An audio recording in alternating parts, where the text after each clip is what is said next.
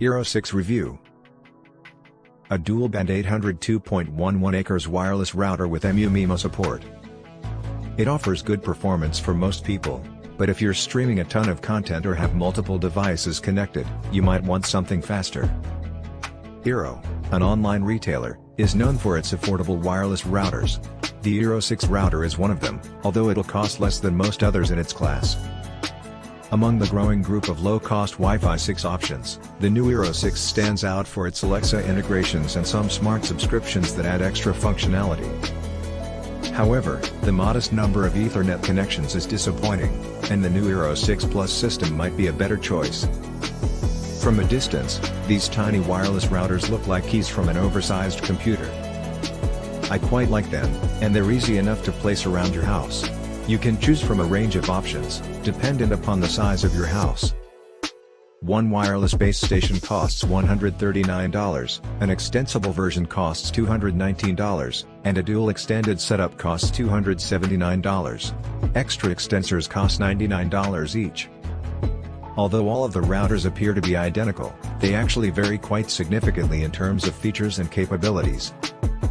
In general, the main differences between them are the number of Ethernet connections and whether they support Wi-Fi. Some models also include USB 3.0 and Bluetooth 4.0 connectivity. The extender comes with a USB-C port but doesn't include any Ethernet connections. That's quite limiting. I'd expected to see at least one Ethernet connection, either for wired devices or so that you could use Ethernet backhaul, which would allow you to connect satellites via cable. It's an issue that was addressed by the new Eero 6 Plus models, and all satellites now have two Ethernet connections. Using the Eero app, you can easily configure your router. Once you've done so, you'll be able to set up your own secure wireless network. Once you're logged in, click Manage Devices at the top right corner. Then scroll down until you see Eero. Click on that. From there, you'll get a list of all your routers. Select one and click Add Device. On the next screen, select I'm not already signed into my Apple ID, and enter your email address. After that, follow the instructions. You can also add a smart home device to the Eero Wi-Fi network via the app, though the process is not quite as straightforward as it is with Nest Aware. Once connected, you can see information about each device, including any alerts that might be set up.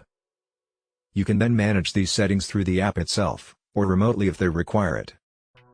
With voice control, I was able to turn on and off the guest network using my voice, but I wasn't able to use my voice to control individual devices.